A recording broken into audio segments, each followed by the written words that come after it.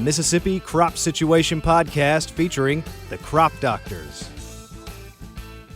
Hello from the Crop Doctors Podcast studio in Stoneville. Here by myself today. I appeared on the Weeds Are Wild podcast with the University of Arkansas Division of Agriculture last week. I talked with Bob Scott, who works for U of A, and then Tyler Hydrick, who is a consultant out of Jonesboro, Arkansas, about ryegrass. And so Bob was gracious enough to send me the file so we could drop it on our podcast as well. So that's what you'll hear after I click off of here in just a second. So we covered a lot of stuff on ryegrass, not really crop specific. Maybe if we focused on one crop more than another, it would have been rice. But I hope it's good information. Hope y'all are having a good week. All right. Well, welcome to the Weeds Are Wild podcast series as part of the Arkansas Row Crops Radio. My name is Bob Scott, Extension Weed Specialist for the University of Arkansas System Division of Agriculture. Today, we're going to discuss ryegrass. I had not been back in this position for even 1 week before I started getting calls on ryegrass burn down failures, and it's clear to me that this needs to be a part of my research and extension programs going forward. But since I'm a little new and been out of the game for a while, I didn't feel like I could do this alone. So before I get started, I want to introduce my special guest today here on the Weeds Are Wild podcast. First, I want to welcome Dr. Jason Bond, Extension weed scientist and research professor from Mississippi State University, and someone who I would say, Jason, out of necessity, has become a leading expert on ryegrass control in the Mid-South. Welcome. Thanks, Bob. I also wanted to ask someone who's truly out there on the front lines, dealing with these issues and problems firsthand as a consultant and a weed scientist himself, Mr. Tyler Hydrick. Welcome, Tyler. Hey, Bob. Pleasure to be here. Great. Dr. Bond, I wanted to start off by a little bit of history. When I was a weed scientist before, and even in the before time, when Tyler was probably still, in school, high school, grade school, ryegrass was in wheat. I mean, I dealt with lots of ryegrass control issues in wheat. We had whole-on resistance, which some people may not even know what that is, but it really started becoming a problem in Mississippi probably first, and I think in a truly epic way, forcing you to become a ryegrass specialist. So can you tell us a little bit about how that evolved? Long story how I got involved with it. That doesn't really matter. I think one of the reasons that Mississippi was kind of first to the party on that, if you go back 25 years or so, and I wasn't even really, I wasn't working in Mississippi at the time. I was still in school, but we had a decent amount of no-till at the time. And I think we got some numbers up there. Of course, that's not been a thing for many, many years now. I think there's other things that have fed into it that I can't prove, won't get into. Regardless, mid-2000s is when it really became a problem for us. We documented the first glyphosate resistance over here in, I think, 2005, 4 or 5, right before I got to Stoneville. Really, I got here in 2006. And so those first two populations were right here in the greater Stoneville area. So if you're not familiar with the Mississippi side of the Delta, picture where Highway 82 goes across. We're the first county east of the channel of the Mississippi River. And it spread from there. And the whole-on resistance is still here, Bob. If you go and spray a ACCase herbicide in that family, such as Assure, you're going to find the whole-on resistance. ALS resistance is also widespread in our populations. The ALS wheat herbicides that were commercialized in the late 2000s, so 08, 09, and their PowerFlex and Osprey, great herbicides. They were not good on our ryegrass because that stuff was ALS resistant before those were ever even tested, let alone commercialized. Yeah, they were really short-lived over here. They worked great for a couple years in wheat. And just to clarify, the whole-on is a FOP, I believe. Yeah, that is. It's a FOP. So the other ones are Assure and Fusilade. Clincher's a FOP, Rice Star's a FOP. Those are kind of more mainstream, especially for our rice growers. But we were able to use Select because it's a DIM, right? Yeah. Is that correct? And so we've relied heavily on, I mean, we've screened, I don't know, hundreds of herbicides. I don't know anymore. I used to have a running tally or number at least of what all we had screened. But the two things that we have that will control ryegrass after it comes out of the ground is clethodim, which is Select, and a bunch of other products, or paraquat. Liberty is also really good on it. The problem with Liberty is at the time of the year where we need to target ryegrass is not the time of the year you need to be spraying Liberty. When it's cloudy, it's cold or cool even, that's just not a time of the year where you want to use Liberty, so we don't use it. So basically, we have clethodim and we have paraquat. Therefore, over here, we have relied heavily on fall residuals to control that first flush of ryegrass. You know, y'all had promoted that years before, Bob, on controlling the first flush, even before you were in that position. In wheat, taking it out with either Roundup before it was resistant or with tillage right in front of the drill on wheat. Very, very effective, particularly if you have a population that is a heavy fall flush and you don't get a significant spring flush.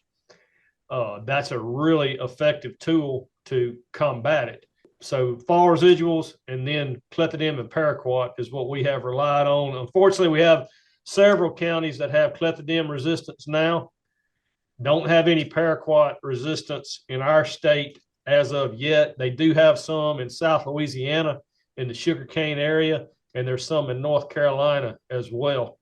And we've had Charlie Cahoon from NC State down here to speak at the row crop short course in the fall about the ryegrass that they have. That's some pretty scary stuff. No till, rolling hills, really, really tough for them to do anything with it. Not to get too deep and too weed sciencey about this, but our friends in Australia saw this coming with rigid ryegrass. Oh, no question. I mean, rigid ryegrass in Australia is resistant to everything they've ever sprayed on it. And it's even evolved to where you could call it resistant to some of their cultural practices. So they shift planting date, they shift different things, and the seeds start selected populations to where the seeds start shattering before their grain crop gets ready. So it's constantly evolving, not unlike a palm amaranth. And I just wanted to touch, Tyler, I'm going to get to you. I hadn't forgot about you up there, but you're fine. I'm just thinking of questions to ask. Yeah, me too. And just to lay a little bit more groundwork for this conversation, when we talk about using paraquat, Jason, isn't it almost always going out with a photosystem too, in either cotton or beans to up that control? We don't recommend it without that on a row crop acre. So whether it's corn ground, bean ground, cotton ground, we always recommend one of the PS2 inhibitors that's compatible with that crop. Some of them are compatible with multiple crops, others are not. So metribuzin, for example, would work in corn or soybean, and then I guess Cotaran in cotton. And Caparol and Direx. There you go. I'm not a cotton guy. Thank you for. And then the Direx could go on a corn acre too. Direx or That's right. That's right.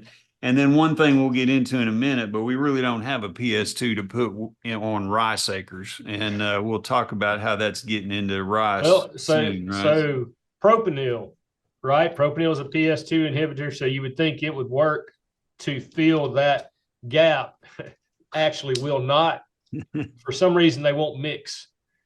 And we've tried different propanil formulations. We've tried different propanil formulations with different paraquat formulations, and I get a big tub of cottage cheese. So never have promoted that. I don't know why they won't mix. We played with rates and everything, but it just will not go together for some reason. Gotcha. Well, I had a thought come to my mind on that, and then I decided it wouldn't be best for the podcast to ask that question. We're going to lay it all out there in this podcast I told you I can edit if I have to, Tyler. No.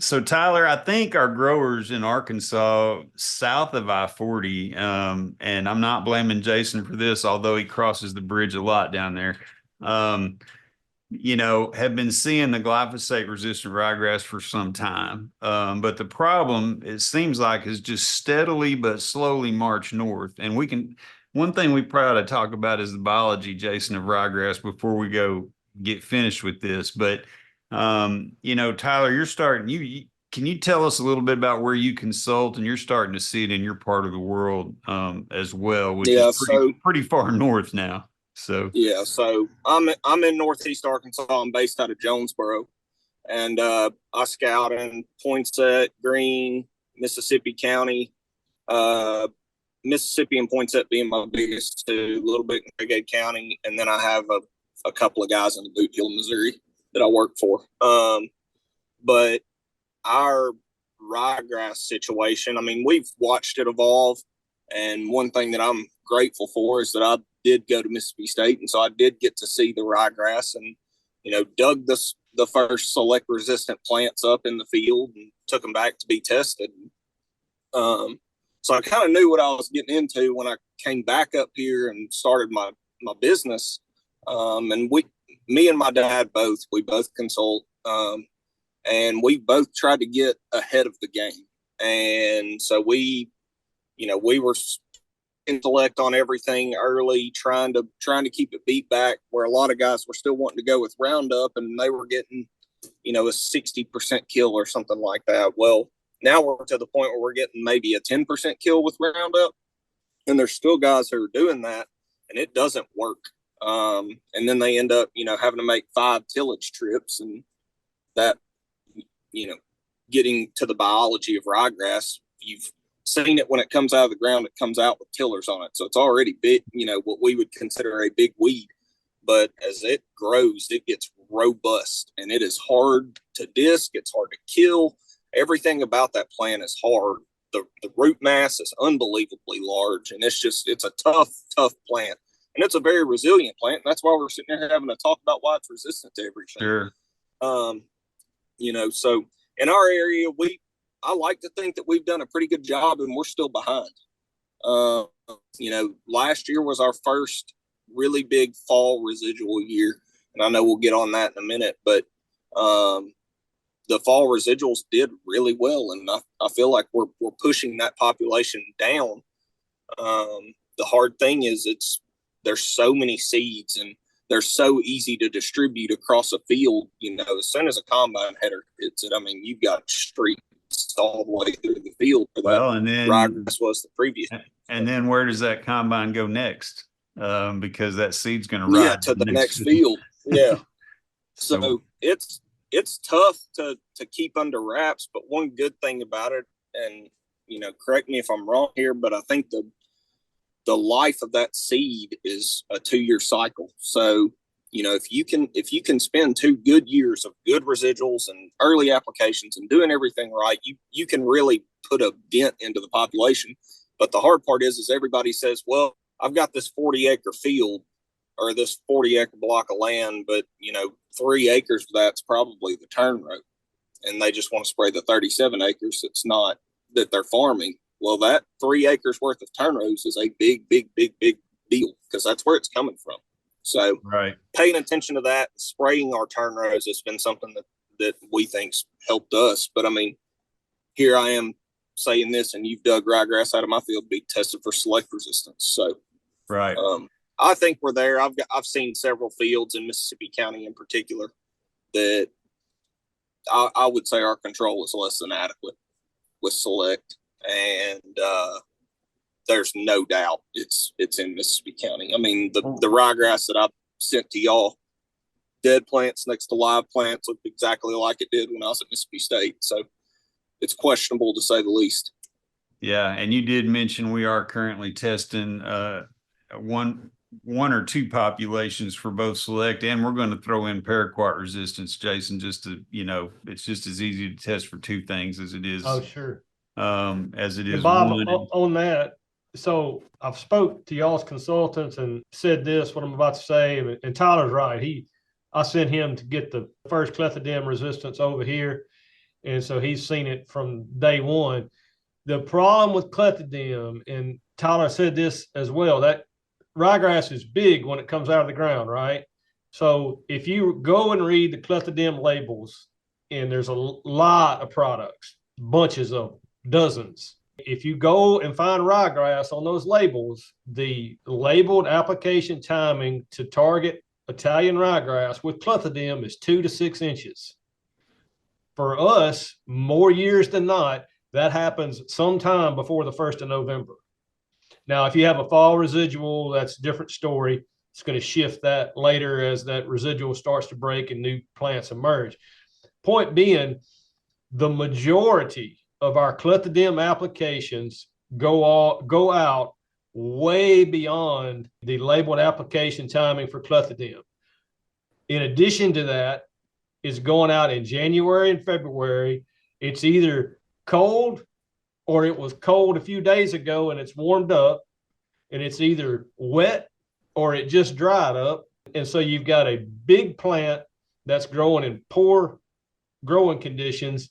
And so absolutely, we have a lot of clethodim resistance in Mississippi. No doubt there's probably some in Arkansas as well. But all of the failures that we experienced with clethodim over the past 5 years have not been the fault of clethodim. It's just a herbicide that is not 100%. You're not guaranteed 100% to start with. It's not Roundup on susceptible ryegrass.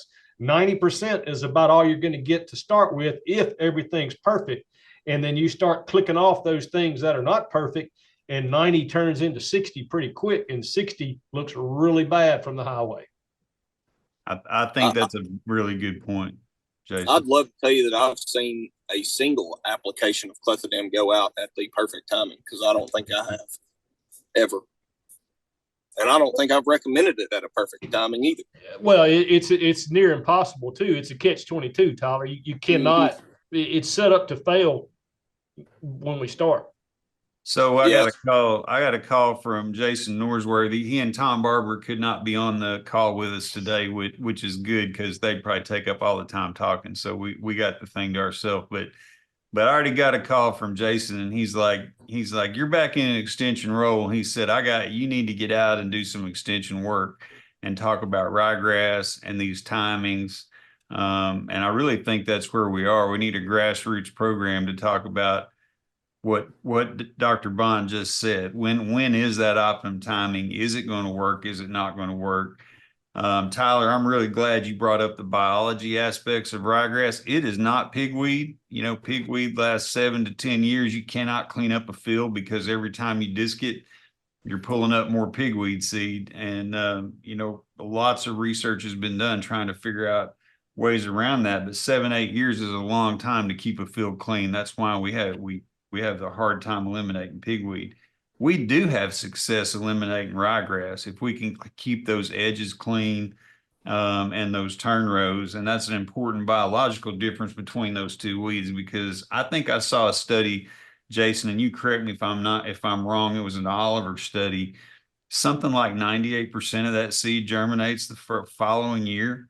And that doesn't germinate is not very viable. Is that right? It's something like that. Yeah, something like that, Bob. I know it's about 18 months. Tyler said 2 years, so about 18 months to 2 years is what the seed's viable. We've got bunches of fields that used to look like hay fields that guys don't even treat for ryegrass anymore because they cleaned them up. It's possible. It is possible to eliminate. Possible. Guys need to keep that in mind when Tyler recommends spraying the turn row. This is something, it's not pigweed. This is something we can actually accomplish. The straws, you might be able to sell them on that, Tyler. Yeah. The straw's real stiff. That thing makes seed in May and June, and you'll run a soybean combine through it and spread seed. So Tyler, when he said that, he wasn't talking about a wheat combine. He was talking about soybean combine. Or Bob, you might have said that, but you'll see streaks across the field, and that field hadn't had wheat on it in years. Or it'll streak off the turn row where it just creeps out in the field a little bit, and then a piece of tillage equipment or a combine, either one, will just drag it out into the field, and then a couple of years, you got a real problem. Tyler, due to tillage and stuff in Arkansas, this has not been a problem that we've seen in rice. But as you know, and I know, there's a percentage of rice out there that's gone to no-till or to row rice. And then we also have a lot of fall preparation of these fields where these things are pretty well ready to plant in the spring. And so are you seeing this problem develop in rice where we haven't had it before? Yeah, I mean, Bob, you can draw it almost to the day that you tilled the field. So, just we'll look at, a row rice environment, just to using it as an example. So I've got guys that, those first soybean fields they harvest, it's probably dry whenever they harvested, and they can go in there and they can get all their field prep done, right after the combine's leave, and then they've got this slicked off field that looks beautiful. Well, I think our ryegrass emergence date's probably somewhere around October 10th, on an average year. And if you get ryegrass emerging on October 10th, it's going to start on the field that you tilled first, more than likely, just because it's, everything's ready for it. And then the stuff that we till in October, we have less ryegrass going into planting. Now, again, fall residuals really help with that, but you can tell what fields got tilled first or last or in the right window for emergence, and that's a stark thing to see. But I'm trying to get back to the root of the question, but I mean, that's the tillage is a tool, and the earlier we're tilling with these falls that we've had the past few years, I mean, there's definitely more of a problem. And then, we will till up a turn row. It's hard to get it sprayed, but we'll till it. So we'll move the seed out that way.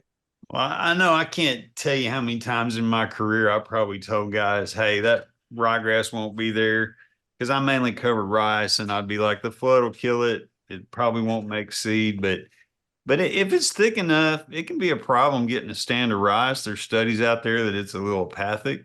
It takes a while to mature, and you got to get to that flood. So you got some competition with your little baby rice out there trying to grow. So I think this is a problem that we need to look at. And Jason, I want to go back to you a little bit on fall residuals. I know you've done some studies. I have too.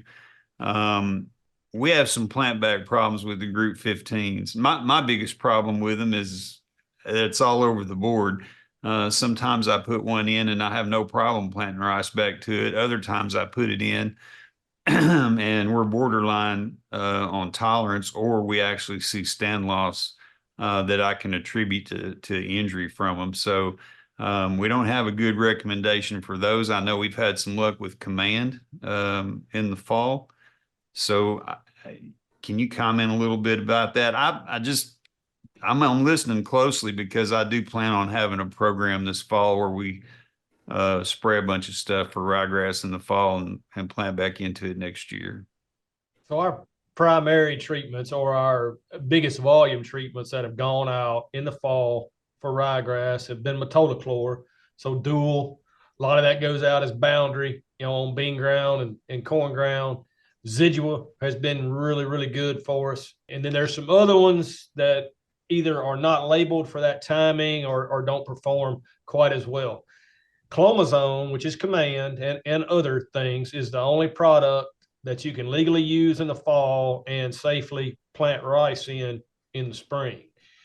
It's really effective on ryegrass if timed properly and you control what has emerged at the time of the application. Super, super effective treatment. Doesn't interfere with your total for the year all that bad. I'd like to use a higher rate than what we do, but the rate we use is still very effective, particularly when it's used in a program, with the post treatments that we talked about earlier, the clethodim or the paraquat. So we usually use 1.33 pints, Bob, and you probably could go a little bit lower than that on the lighter textured soils that y'all have in a lot of your rice areas. We don't have that as a rule. Most of ours is going to be a clay. And so in that case, that leaves us 1.33 pints to use in the spring. And I may not have the numbers exactly right, but I think we still have an adequate rate that we can use at planting. As a rule, we don't use a lot of command in our post treatments in rice. We tend to err towards prowl and facet on those post treatments. So most of ours is going to go out at planting. And so 1.33 pints will more than cover us in most situations. And then you guys are probably like in a severe infestation, you coming back with Select or the Paraquat? Yes. Sometime early winter for the select, and then a little bit later for the paraquat. Getting back to what Tyler said real quick about the timing and the label, I think there's a 30-day plant back on select to That's correct. a lot of these crops, and it surprises me how many times that comes into play. It should not come into play really if these things are going out at a good timing. Yeah. Now, and Well, go ahead, Tyler. one of the things about that timing, Bob, is I can go scout the field. My farmer can go buy the product. And we can take it down to the airport. But I mean, they may not have their planes because that's when they're getting serviced and all that stuff. And I mean, you're just kind of at the mercy of the applicator then. Yeah. So, meanwhile, the ryegrass is getting bigger every day, and planting date's getting closer. Yeah, that pushes a lot of our applicants to that. We had a guy 2 years ago, Tyler, and he's a top operator, in my opinion, as a consultant. 6 weeks, he had a recommendation on the books, and it was first one thing and another. It was they had 2 planes up instead of 4, and then it was weather, and just a bunch of things conspired to mess that up. And even if it's not 6 weeks, if it's 2 weeks and the weather is right in the wintertime, you're looking at a completely different situation over the course of 2 weeks, let alone a longer period. I mean, it completely changes the recommendation. Yeah. Well, we have about reached the end of our time today, and I think this has been an excellent discussion. It's almost 30 minutes. It went by really quick. At least to me, it did.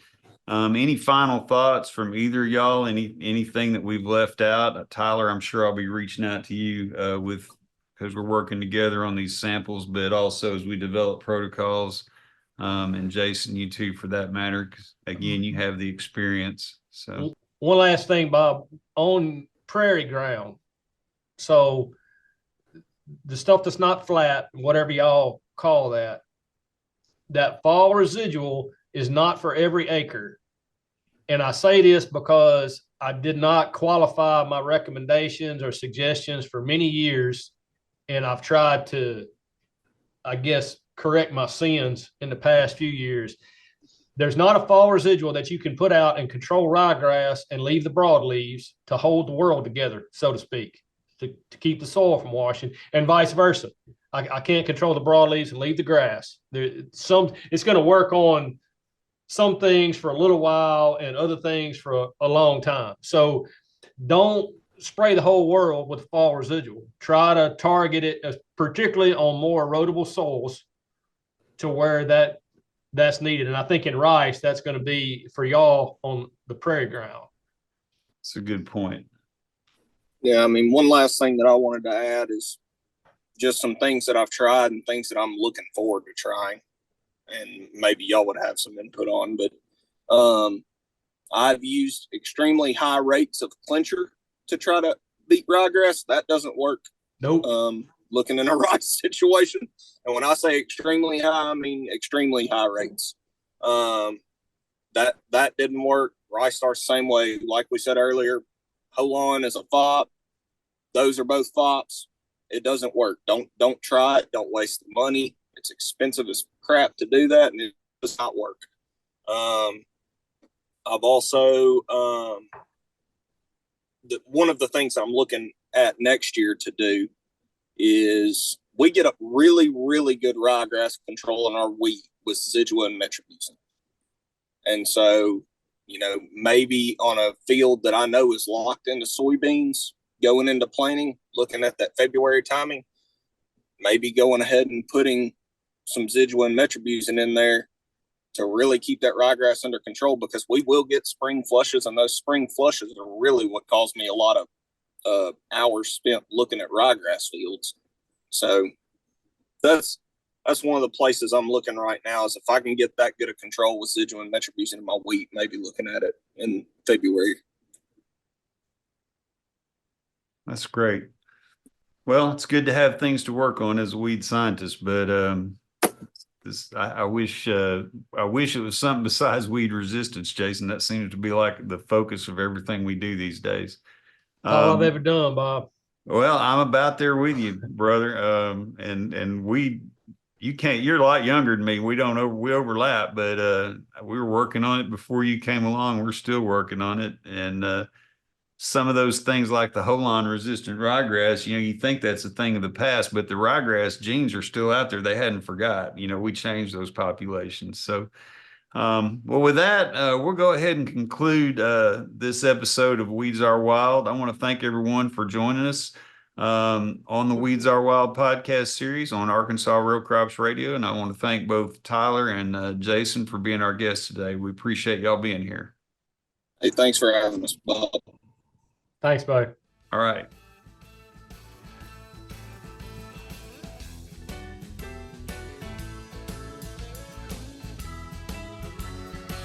The Mississippi Crop Situation Podcast is a production of Mississippi State University Extension.